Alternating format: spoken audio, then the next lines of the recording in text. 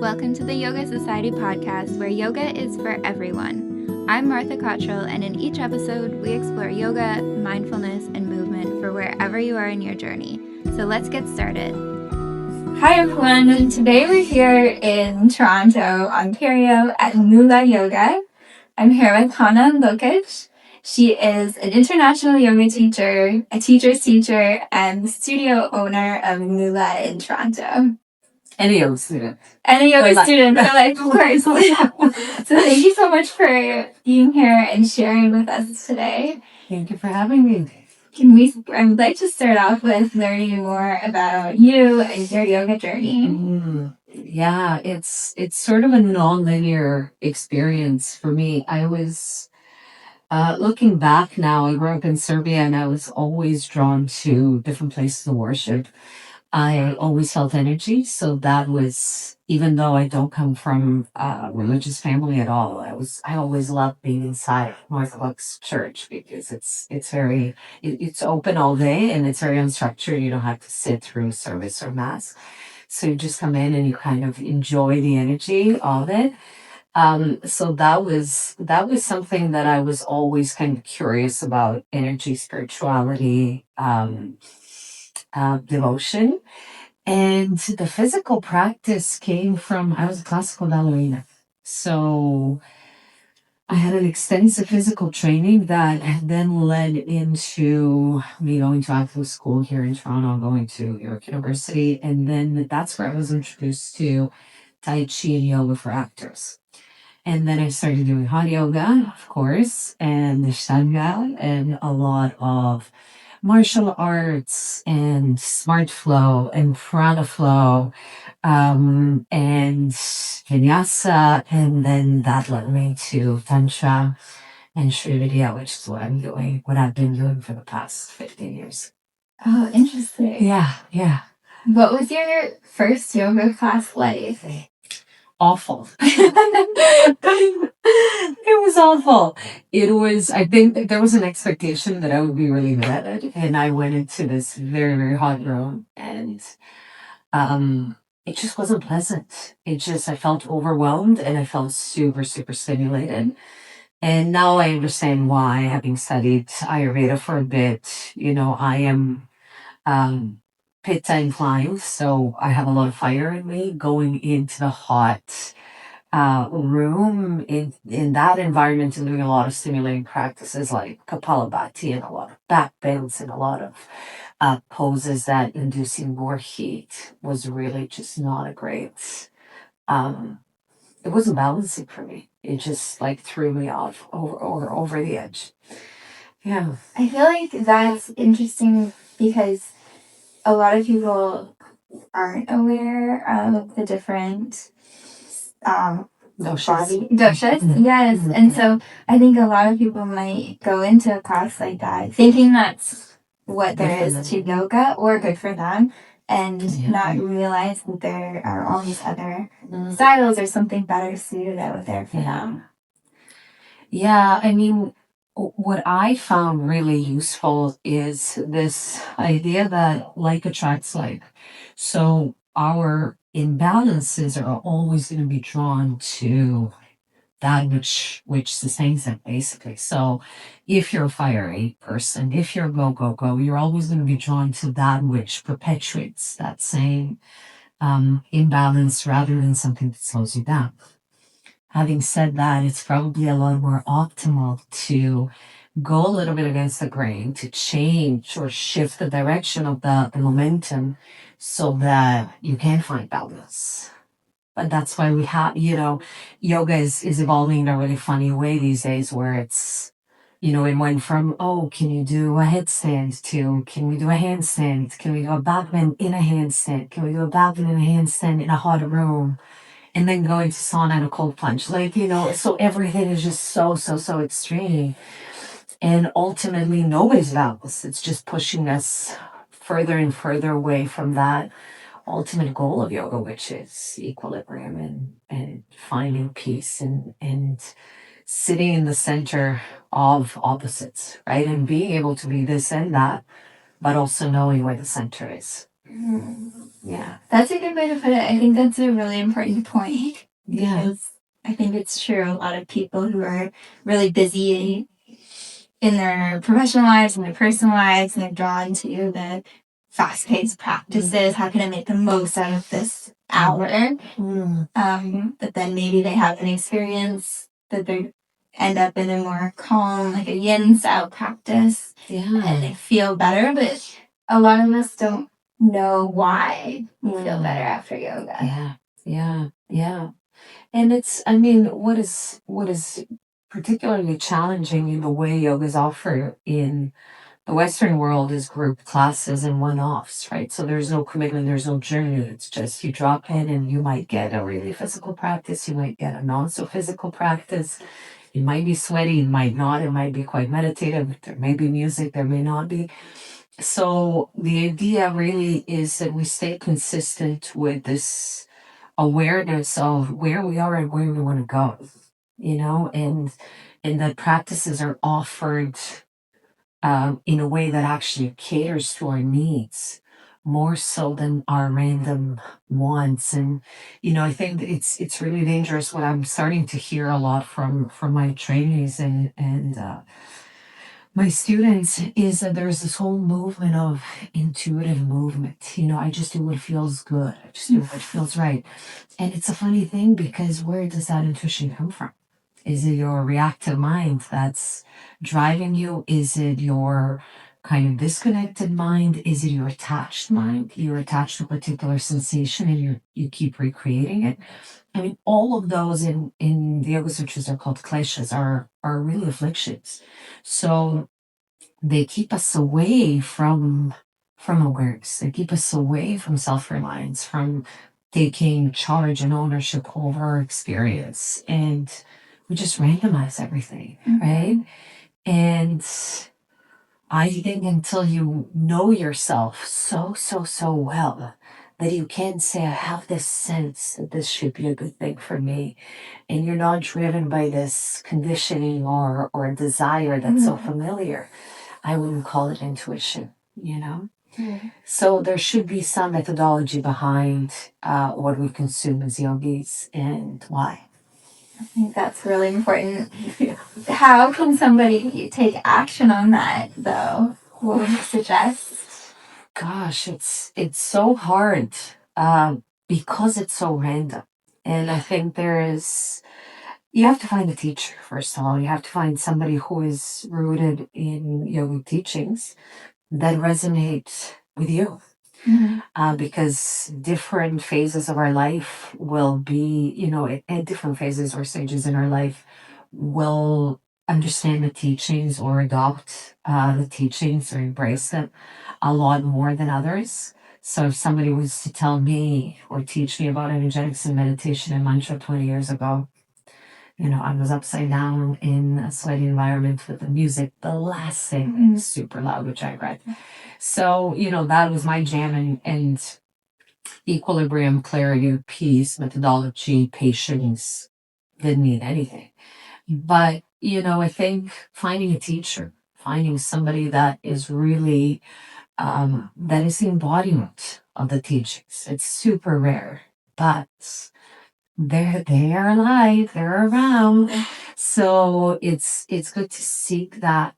And then once you're given the practice from someone who understands the teachings on a visceral kind of cellular level, you become increasingly more self-reliant. They start to reveal this inner teacher within you. That's when we can discuss, intuition, third eye point, gut feeling, um, the embodiment of what yoga is.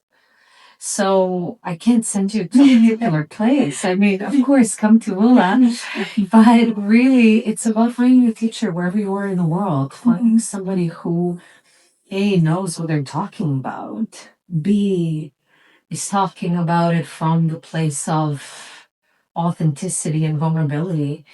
And also, I mean, look at their life. Look at how their life is unfolding. Because if it's one personality on the yoga mat and a completely different person elsewhere, it might all be for show. So yeah, authenticity, integrity. Yes. That's very important.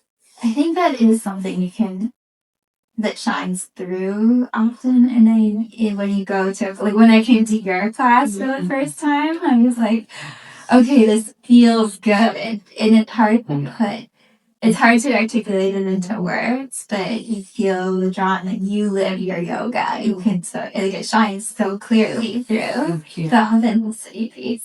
Yeah. Yeah, it's a beautiful, it means so much to me. The practice means so much to me, and I feel so incredibly privileged to have received it at a time in my life when I did, and to be able to stay on this path despite all the challenges, because it's not easy. It changes you from the base, from the root of your being. It recalibrates everything, and that means recalibrating your relationships, your profession, geographical location, how you relate to money, to people, to love, to life, to pain, to death, to life, like all of these things.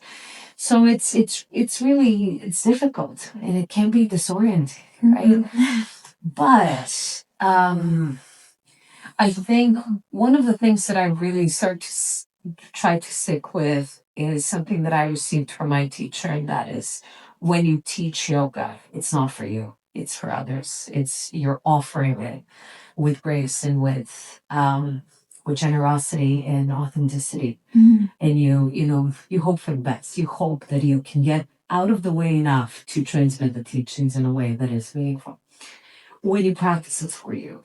And I think one of the greatest problems these days is that yoga teachers consider what they demo on the mat during class as their practice. That can be it. Energetically speaking, you're offering while you're in class, and you're doing it for others.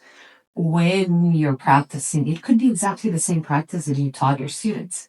But when you're practicing for you, it's for you. So you're absorbing it, you're taking it in.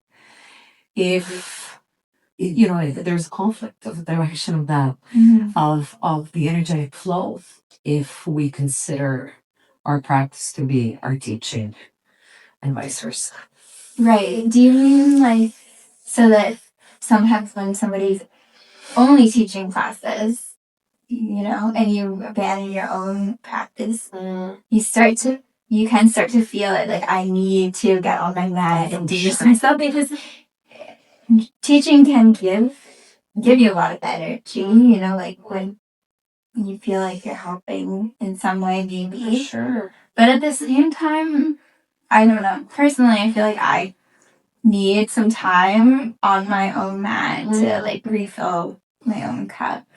For sure. You always need it.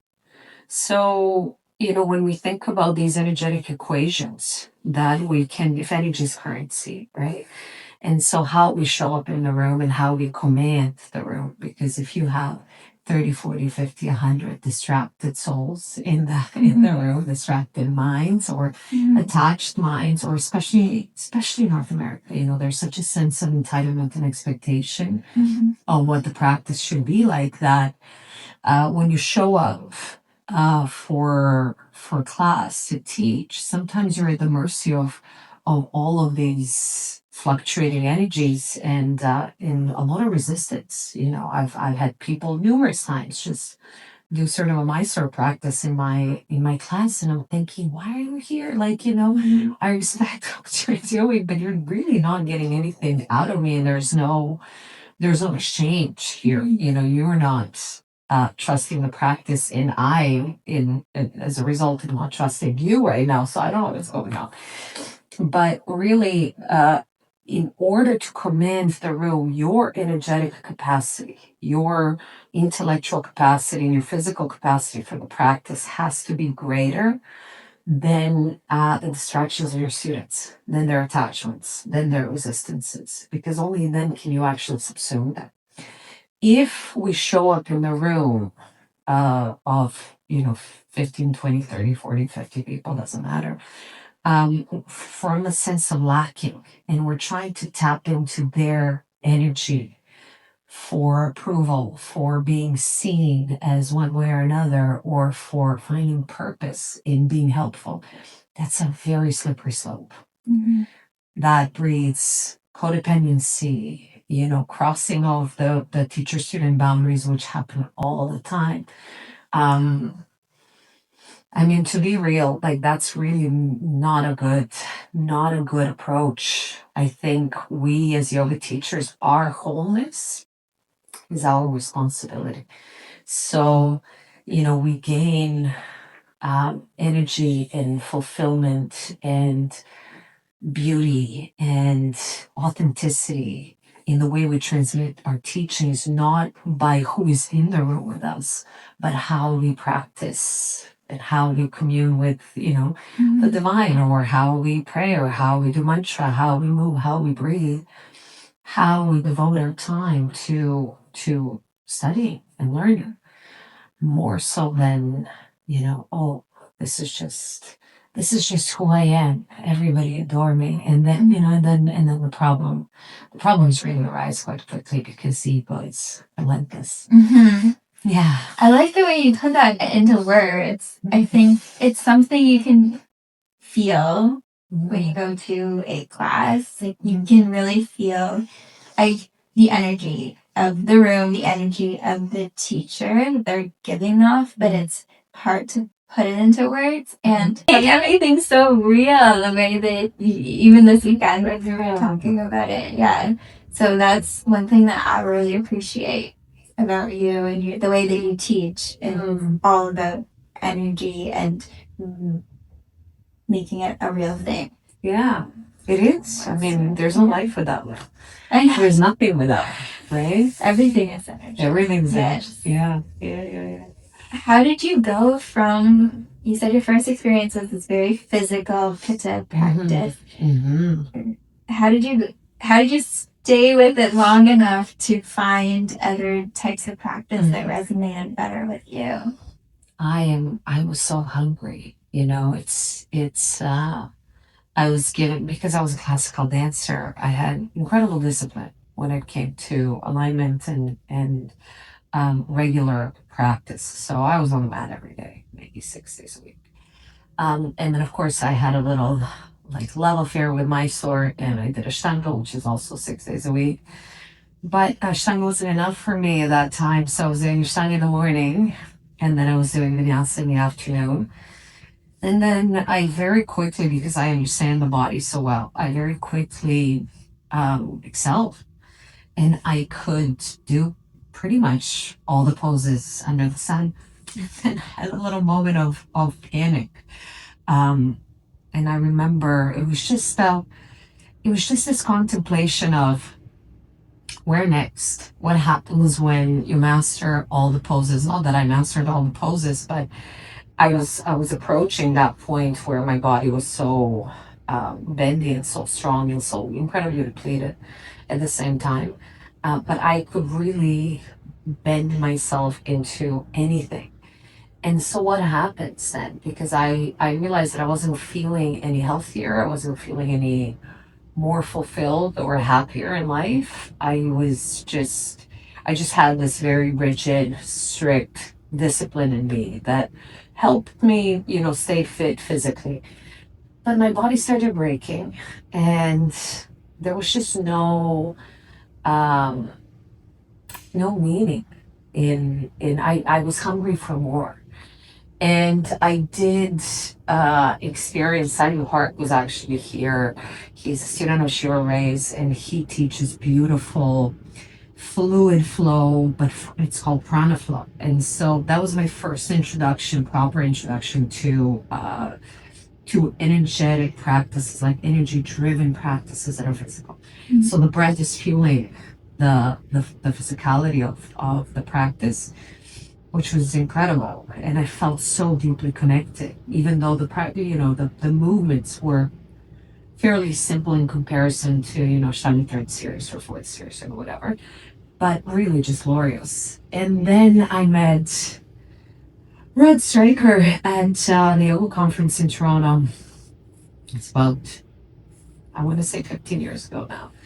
And super simple practice, very simple hatha, breath driven practice that blew my mind. It was just this incredible I didn't even really know what it was. I remember leaving and thinking, what was the sequence? Can I recreate the sequence so that I can, replicate the experience? And it wasn't a sequence at all. It was all breath. Breath, mantra, holds, contemplations. And that's where my love here with Tantra started. So, and I've been pursuing it ever since. Yeah. I can relate to the experience. Like, what just happened? It's amazing. Yeah. Yeah. It's so powerful. And you don't know until you know. It's really hard to explain it with words to people who it's so experiential. It's like if you really need to know what peace is, here's the recipe, here's the breath work, here are the poses, here's the mantra, here's the meditation. Sit with it. You really get to familiarize yourself with what is peace, what is joy, what is healing, what is acceptance, what is letting go, what is forgiveness. Like all of these things can be experienced on such a profound level that it's almost as if they live within us. And the yoga practice, if it's done properly, opens the door for us to sit in that experience, to actually feel it within ourselves. And then the more you visit it, the lighter the access is. Like you can access it that much faster. And that's an incredible toolbox to have to live fully. I think that's so true. I think there is truth to that the experiences stay with us until we meet them. For sure, absolutely. How would you describe your style of teaching now in the classes? Goodness, well, I love to move. I'm definitely a mover, but I have deep appreciation for breathwork and meditation and mantra. So Sunday morning classes, we kind of go all out, and it's a 2-hour Tantra Hatha practice with mantra and bandha and mudra and asana, pranayama, meditation, and a mini yoga nidra.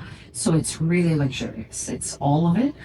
But my practices generally are a blend. I would call it probably Tantra Vinyasa rather than Tantra Hatha because there's a little more movement than a little more flow than in Hatha. So it still addresses the body quite a bit, but they're rooted in tradition. They're traditional practices, I would say.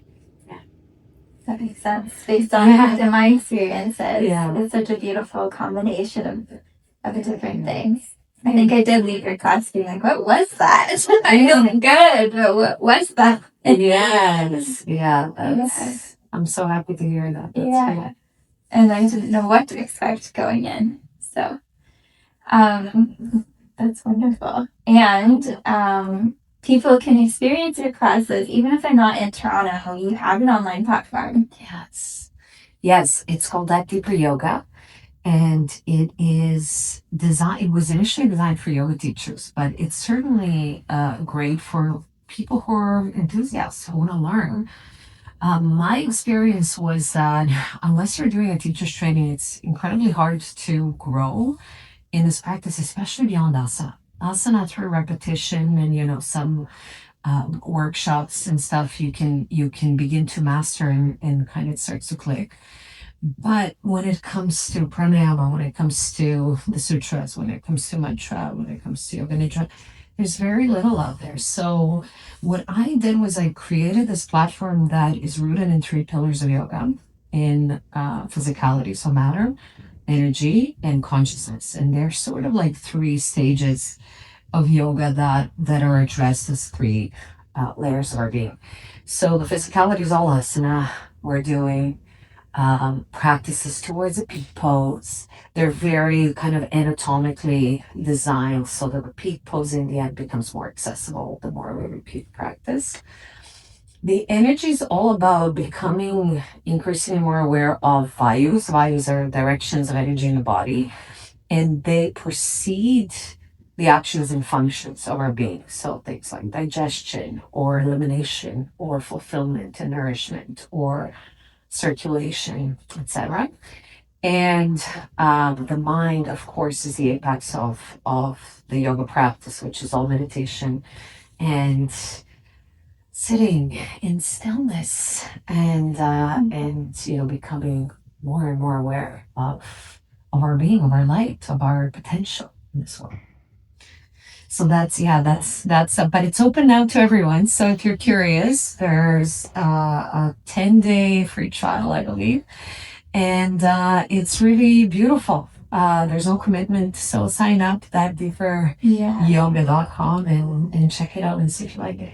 I will post the link, and I will be checking it out myself too once I'm not in Toronto. When I think so. Yeah, it's like you have anything from like 20-minute practices to like an hour and a half proper long practices. So if you have the discipline to do it on your own, it's really beautiful. Yeah. And also you can, like we said initially, how do you know what to practice? Well, you can have a consultation with me or with another teacher and see where you're out of balance and what practices would particularly serve you. Then you stick for 40 days. You stick with the same practice. And I know it's redundant, but it is so beautiful. Like, because you actually get to see yourself heal through a particular approach to your yoga practice. That is beautiful. Yeah. And yeah, you're saying people need to find kind of what they need. And earlier you mentioned you're into Ayurveda, the 3 doshas. How does somebody, this is kind of off track, but how does somebody find out what they need or what dosha they are? So there are Ayurvedic practitioners. I mean, I'm sure there's a bunch of tests online that you can do to see what your predominant dosha is. But Ayurvedic practitioners, Ayurvedic doctors can actually check your primary dosha and your secondary through a pulse. Oh, okay. Yeah. But I mean, doshas are pretty simple to determine. You can fill out the test and pretty quickly you'll figure it out because it's, once you see it, you can't unsee it. Yeah. It's here. Okay. Yeah. I know to be mindful of time. Yeah. Last 2 questions. What is yoga? What is yoga?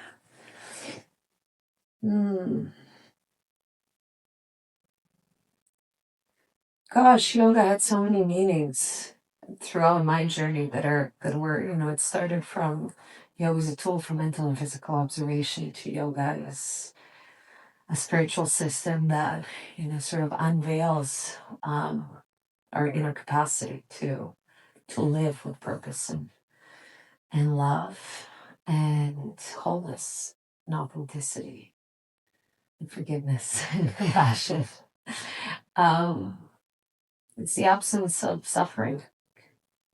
It's yoga allows us to live the totality of life, especially Tantra, and allows us to live and experience the totality of life with deep reverence and appreciation for everything that comes our way. That's beautiful. That's deep. Thank you. I love that. You're saying the absence of suffering, but it doesn't mean avoiding pain or avoiding just absolutely experiencing. Well, where does suffering come from? It comes from how we relate to pain that is inevitable, or the fluctuations in life that are inevitable. Life will throw us, curveballs anyways. So we may as well learn to see. I think one of the big teachings that I've experienced is this idea of samanavaya, this energy of digestion and assimilation, and they say that's yogi energy. And really, it's not bypassing that everything is love and light, but more so in digesting everything that happens to us and in sitting with it rather than running away from it or rushing to judge it as one thing or another. We actually get to see the lessons in it, so it becomes meaningful. And then, when you look back, most of us have had experiences in life that we wish we could have avoided. But when you really, really look at it, you see that it probably led you to something else that was a lot more meaningful than just having never experienced it. So that's where gratitude comes in. Exactly. Yeah. Yeah. I believe that. I believe in that so much. That's great. Very deep, very impactful. I'm glad. And like we were talking about earlier, I love it when you have this way of putting things that you think and know a little bit to be true, but into words and articulate them really well. I'm glad it resonates. Yeah. Okay, and then my last question, do you have a mantra that you live by, or So in our lineage, we don't share mantras. So once the mantra is given to you by a teacher, we never share it. But I certainly, I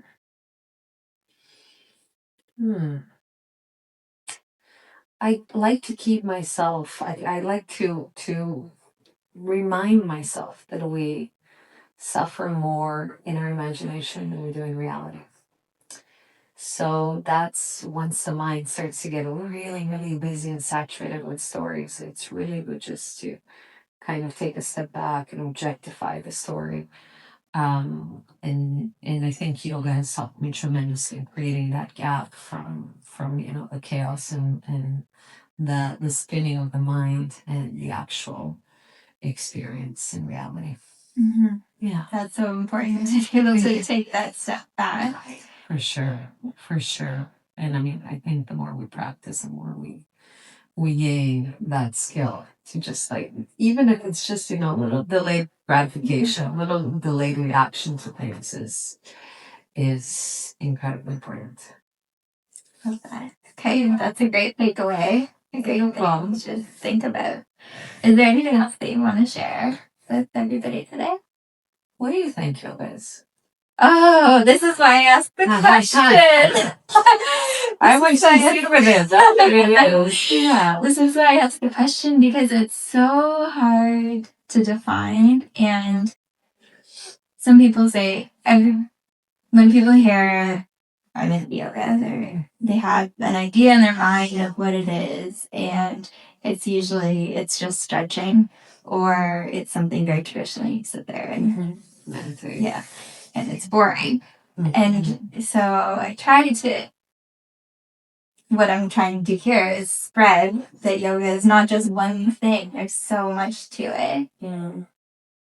And I think my journey started out kind of similar initially for the physical. Well, I wasn't really sure why. I think that's a long story. But what is yoga? Yoga is, for me, a way of living, like a way of approaching life. Beautiful. Yeah. That's beautiful. I think that's great. Yeah. For me. And I think that I like the way you broke it down into the 3 areas too: physical, mental, spiritual. I think it's a way of life, and it means different things to different people. Yeah. Of course. I mean, as long as you're living and you're closer to your dharma, to your sacred, unique purpose, and you're working on fulfilling it. There are many paths to God, they say. So it's how you get there. Who cares? As long as you don't cause harm, right? Yeah. In one yoga class I was in particular,